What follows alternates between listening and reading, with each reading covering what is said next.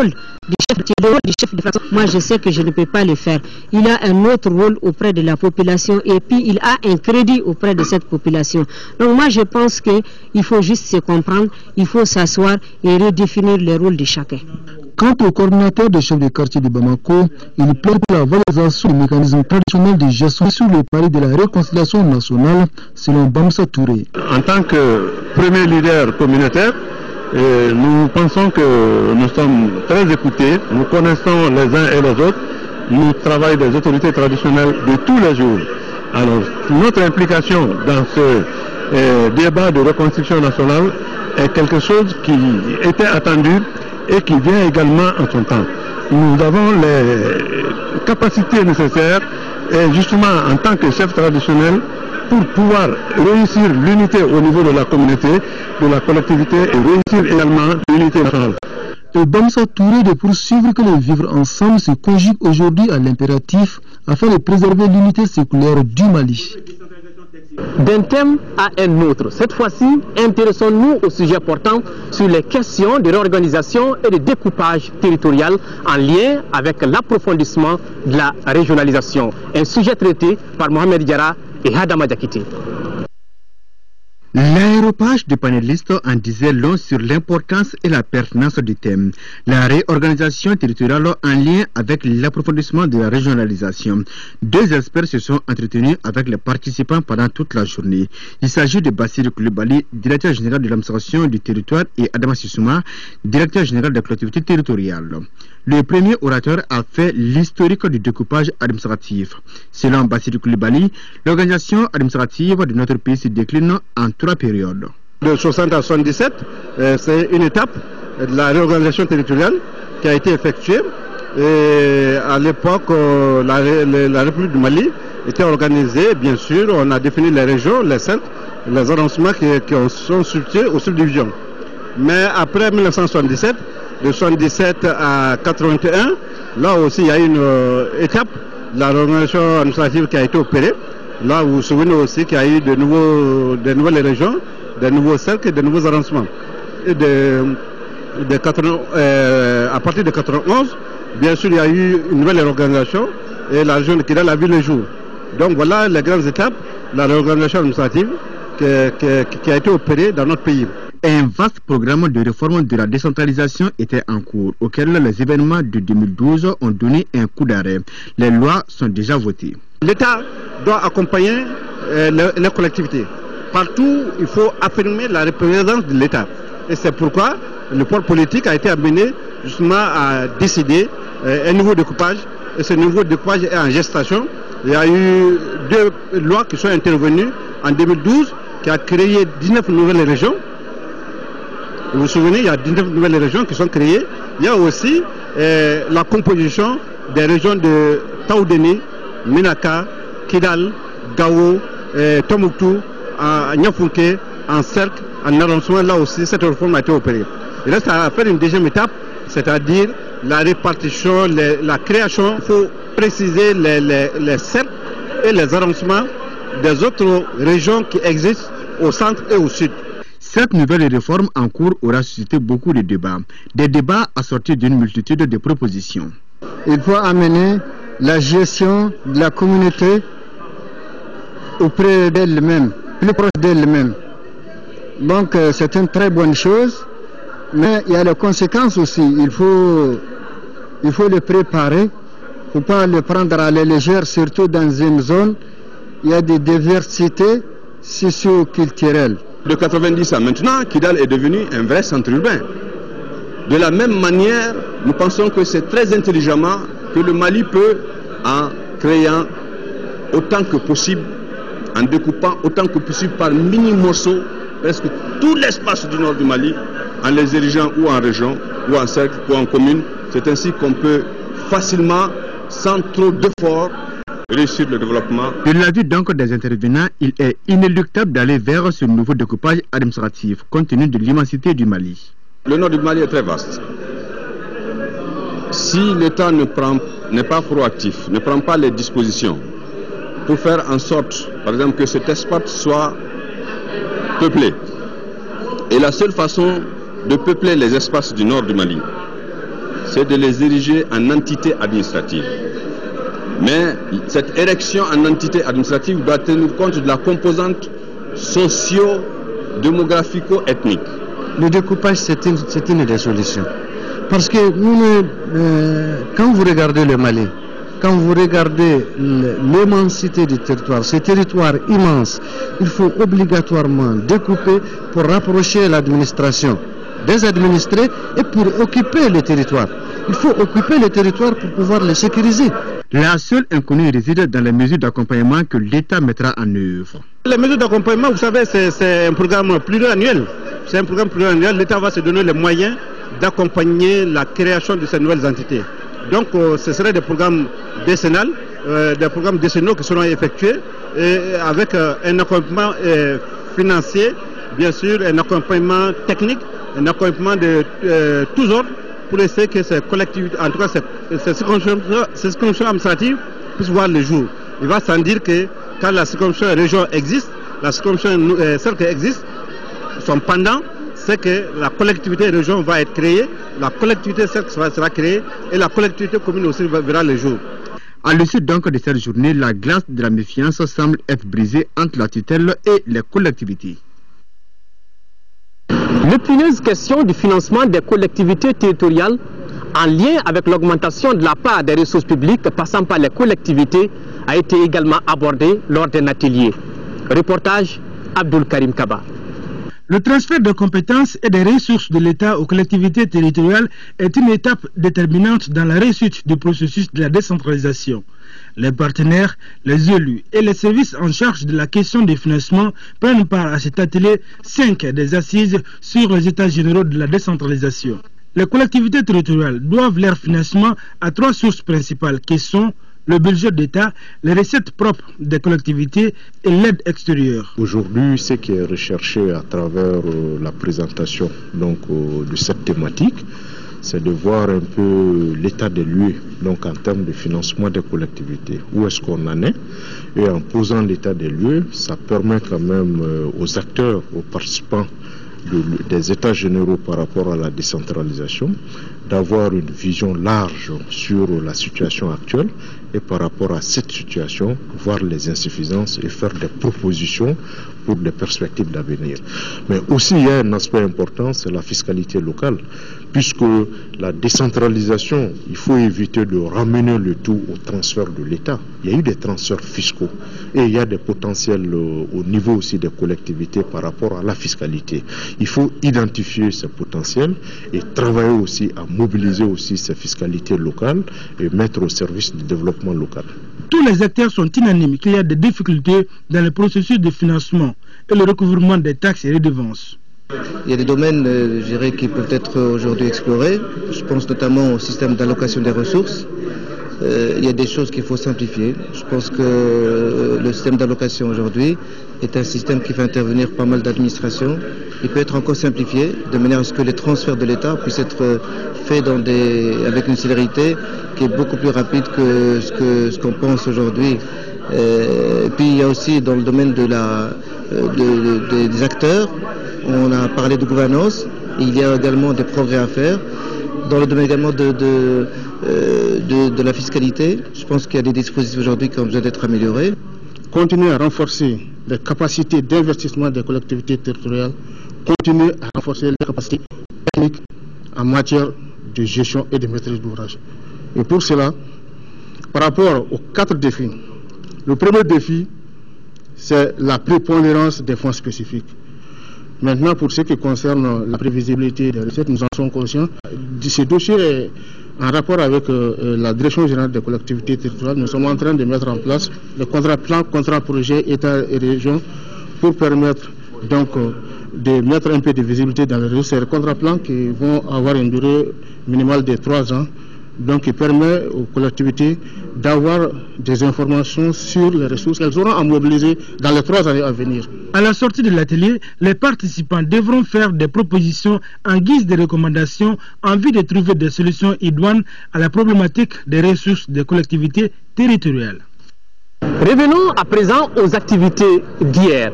Lors de la plénière, il est apparu que ces assises doivent permettre aux collectivités aux services déconcentrés de l'État, à l'administration et à leurs partenaires locaux d'aplanir leur incompréhension sur les textes régissant la décentralisation. Et plus précisément, les questions relatives à la gestion des compétences et des ressources financières dans les domaines de l'éducation, de la santé et de l'hydraulique. Reportage, Lamine Tchekoura Koulibaly, Tchadja Kamara.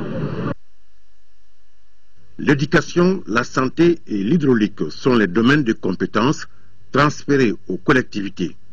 Mais très souvent, des incompréhensions surgissent entre les acteurs et les partenaires sur le terrain. Nous gérons à distance le personnel enseignant, puisqu'on n'est pas impliqué dans les mutations, on n'est pas au courant des mouvements. Pour une mutation, par exemple, c'est un comité qui a été institué par un arrêté interministériel qui dit comment un enseignant est muté. Mais pour le mettre en congé, le maire peut prendre la décision. En sa qualité de représentant de l'État dans la circonscription, le préfet joue le rôle de tutelle. C'est lui qui procède à l'arbitrage sur le terrain. Souvent, il y a certaines collectivités qui pensent que les services déconcentrés de l'État sont automatiquement mis à leur disposition, pendant que pour solliciter, pour bénéficier de cet appui conseil, il faut en formuler la demande. Et la formulation est annuelle. Si les opinions tantôt s'opposent, tantôt elles composent dans leur appréciation des niveaux de compétences réellement transférés. On ne peut pas gérer la santé en dehors du médecin. Mais la collectivité peut concevoir ce que je souhaite que ce soit fait comme ça au sein de ma commune. On est moins satisfait au niveau de l'éducation qu'au niveau de la santé. Au niveau de la santé, nous sommes pleinement responsables de la gestion des structures de santé qui nous ont été transférées. Le domaine de l'hydraulique, c'est un domaine qui consomme énormément d'argent. C'est un domaine qui ne peut pas fonctionner non plus sans la mise à disposition des techniciens. C'est progressif. Les exemples que vous venez de choisir, ce n'est pas la même chose. L'hydraulique est naturellement transférée, mais les compétences à cette matière sont suffisamment exécutées déjà avant le transfert. Maintenant, qu'est-ce qu'il y a demandé au maire? C'est de veiller sur la fonctionnalité des points d'eau. À ce titre, ils doivent mettre des organes de gestion autonomes qui leur rendent compte. Et également prendre des initiatives pour faire de nouveaux forages là où il en est des besoins. Mais ça coûte cher et la technicité exige la compétence d'autres structures qui ne sont pas généralement jusqu'au niveau de la commune. Tous saluent la tenue des états généraux de la décentralisation. Ils donnent l'occasion de s'écouter et de clarifier les textes. Un nouveau départ en vue.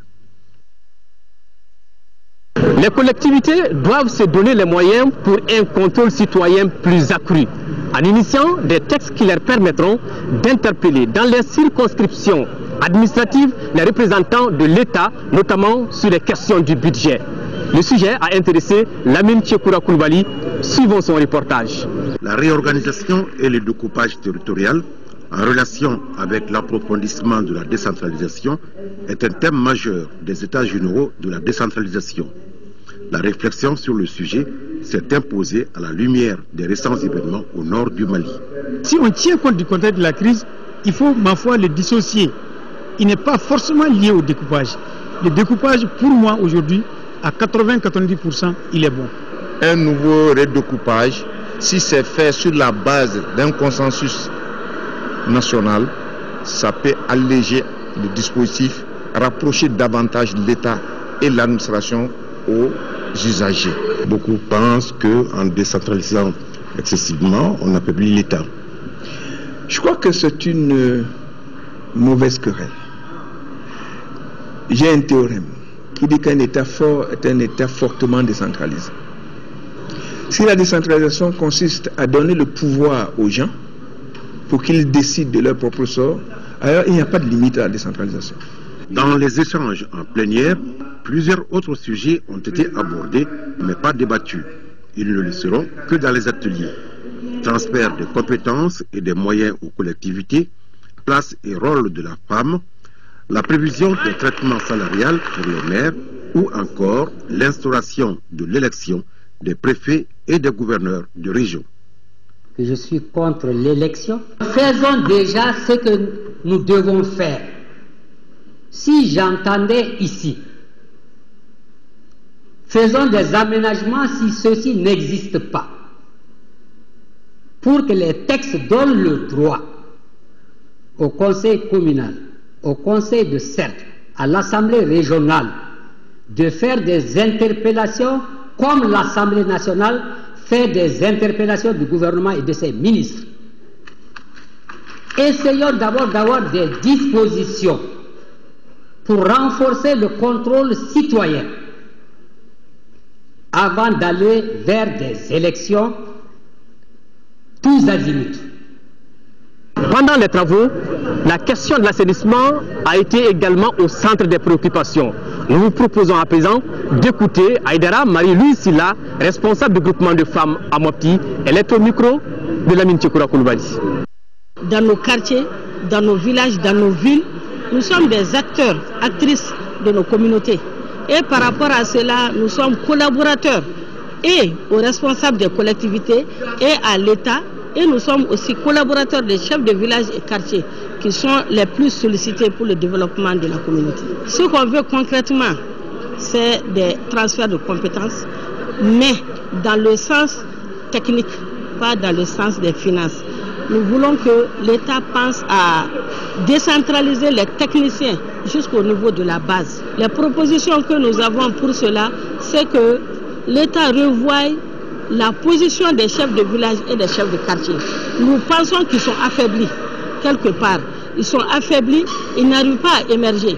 Si vous demandez aux responsables des collectivités, ils vous diront qu'ils représentent l'État. Les chefs de village, les chefs de quartier représentent l'État. Si l'État est là, l'État dit que le chef de quartier, le chef de village représentent la communauté.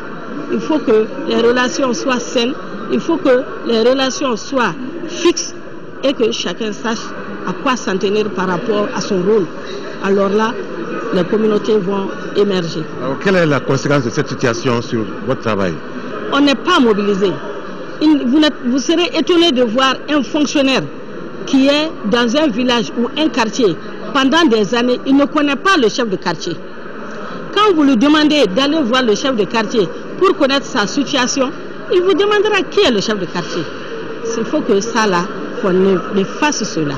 Il faut qu'on donne une étiquette au chef de quartier, au chef de village, parce que c'est le collaborateur direct, c'est eux qui sont entre nous et le maire.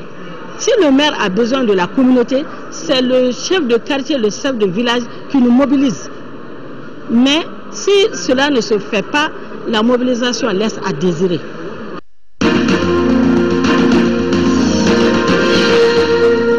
En termes d'acquis, il y a eu beaucoup de formation d'abord des élus.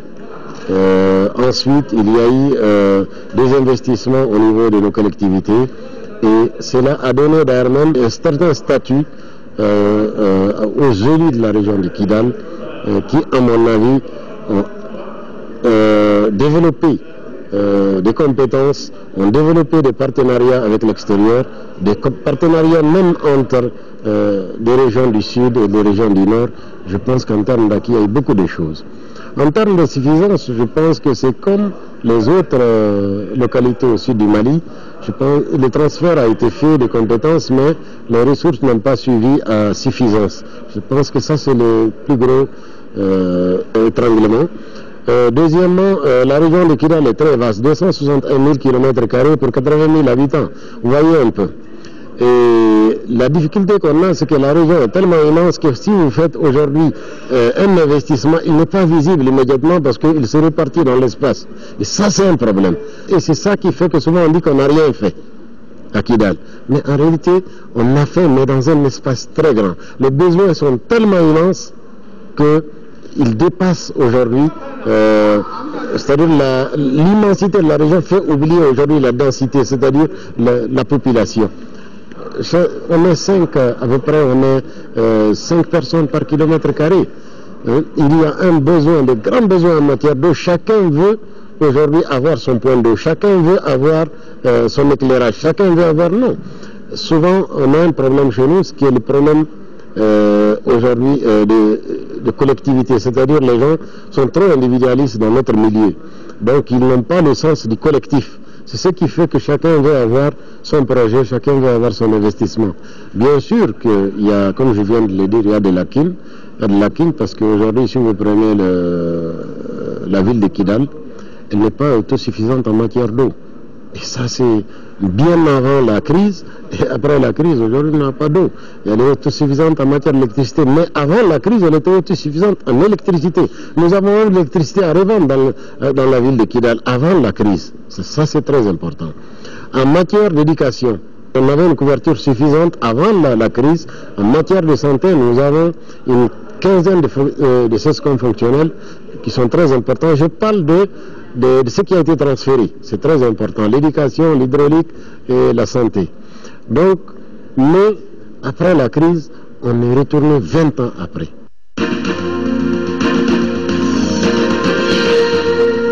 Aujourd'hui, être opérationnel sur le terrain, c'est vraiment, en termes de vérité, on n'est pas opérationnel. Pourquoi? Parce qu'on n'a pas, pour être opérationnel dans une zone comme Kidal, il faut avoir aujourd'hui la possibilité de se mouvoir. Or, on n'a pas la possibilité de se mouvoir à Kidal aujourd'hui. On a la possibilité de se mouvoir, même à l'intérieur de la ville de Kidal, c'est un problème pour se mouvoir. Mais il y a des axes qui nous sont bien définis, il faut le dire directement, pour des raisons de sécurité, pour des raisons, souvent, on veut respecter certaines règles.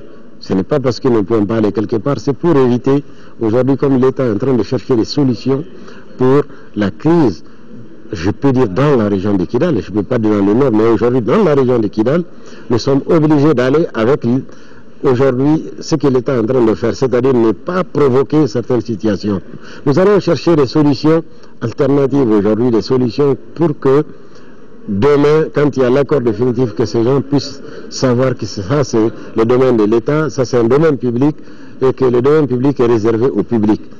Je pense qu'on va aller tout doucement et je pense que les autorités nationales, internationales qui sont sur place sont en train de chercher les solutions idoines parce que n'oubliez pas qu'on est entre nous, on est entre frères maliens.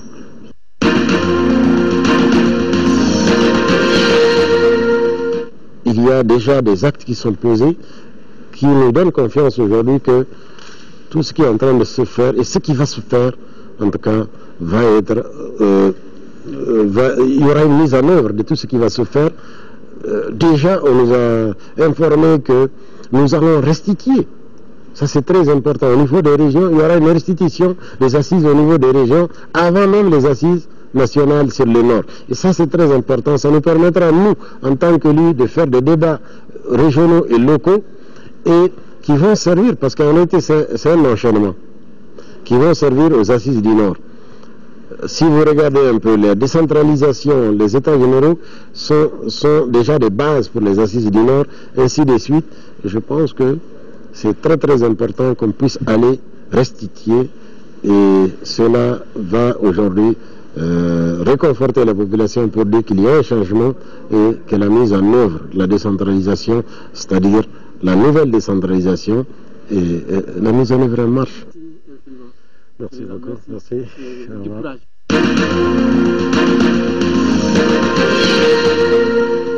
Mesdames, Messieurs, ainsi s'achève cette édition spéciale. Merci de votre constante fidélité. Nous vous donnons rendez-vous demain, Inch'Allah, pour le dernier numéro du JT spécial. Au revoir et qu'Allah bénisse le Mali.